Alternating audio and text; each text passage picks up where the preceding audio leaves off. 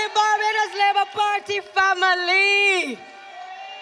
Good night. It is good and pleasant to be here amongst the people of the Barbados Labour Party. We are seeing red. We are red and ready. And tonight, I am proud to stand on this platform, having been nominated today as the next candidate for the St. Michael Southeast constituency. I have done 3 terms in public life because of the people who stand behind me, because of the people who support me, and because of you, the people of the Barbados Labour Party and the wider country. And I want to say tonight on nomination day, thank you to the people of this country for the support that you have given to me. Now tonight I stand in Oistins, a constituency in which I live, a constituency in which I was represented by the now leader of the Democratic Labour Party. So like many of you, I have shared the disappointment in knowing that one Ralph Thorne walked away from this constituency, but didn't just walk away from this constituency. He wouldn't answer my calls when I messaged to tell him what was happening in government business. He had 2 cell phones, he wouldn't answer them. He didn't give me the numbers on both of them either. I could only reach him at times on one. But I'm proud tonight to know that this constituency is in good hands in Christchurch South with none other than Dr. Chantal Munro Knight. A man who could tell us in Parliament that he is so upset that $5 million got spent in Oistins does not deserve to be the leader of Christchurch South, the Barbados Labour Party, or even to be the elected candidate for St. John. Because he is too grudgeful that the Barbados Labour Party found it fit to spend money in the parish of Christchurch, and in particular in the city of Oistins, to make sure that the vendors, the fishermen, and the people who play their trade in this particular area had the opportunity to have a level of investment brought to this particular city. Now, many of you may remember when Hurricane Beryl struck. I never saw waves the height of what I saw on the beach in Oistins. And I recall that all of the Christchurch MPs were on the scene, making sure that we were able to repair and to put Oistins back in order. The Prime Minister also made sure that funds went in to ensuring that we could rebuild Oistins and that we could rebuild our fisher folk. And we didn't just stop there with the $5 million. I got a donation through the People's Republic of China. And we made sure that in addition to the $5 million in Oistins, in the vending area, and in addition to redoing this car park, if you go up the road, you will also see some lighting, some solar lights in Oistins that were also put in by this Barbados Labour Party government. Now I know that some of you who like to park out may be a little upset about the fact that we have put lights out there. But we also understand that there are other places you can go. And we want to make sure that Oistins is not only a place that is safe, but it is a place that our tourists and our locals can also park and be able to enjoy the life of Oistins.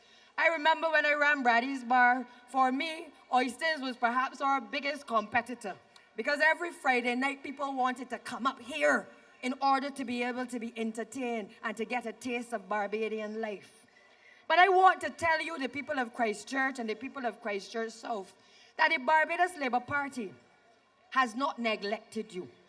I want to tell you tonight that while the discussion across the country is often about roads and infrastructure in the country, that the Barbados Labour Party has been building a foundation upon which we can reap the harvest of our hard work over the course of the last 7 years. And I'm going to take my time quickly to just tell you what we have been doing.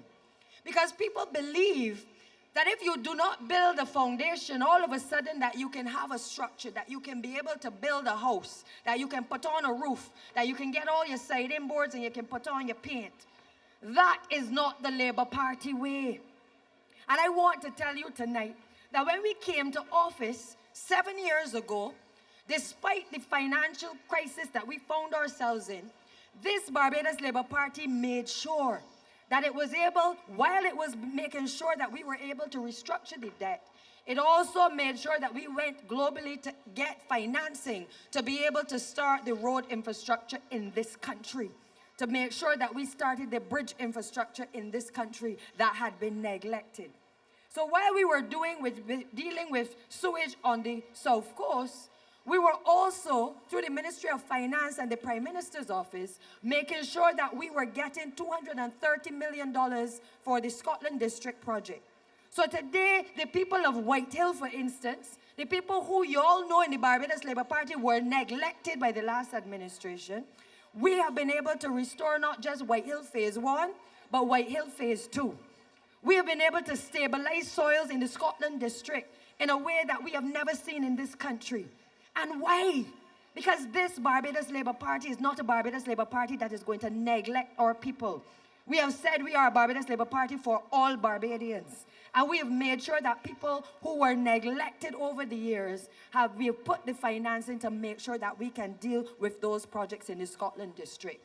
So our record is clear. 15 roads have been completed in the Scotland District. Many of you may not see them because many times they are off-route, because we wanted to make sure we built out our rural communities, that people who, again, were neglected felt as though we were paying attention to them. We've got 15 projects ongoing in the Scotland District. And we have another 30 projects where we have been working over the last couple of years to make sure that we get designs done so that we can bring relief to the people in those communities. And I say that to you tonight because I want you to understand that while we've been doing the Scotland District, we've been also doing what we call the CAF roads, which is where we went and we borrowed money from the Latin American Bank. We borrowed $50 million US.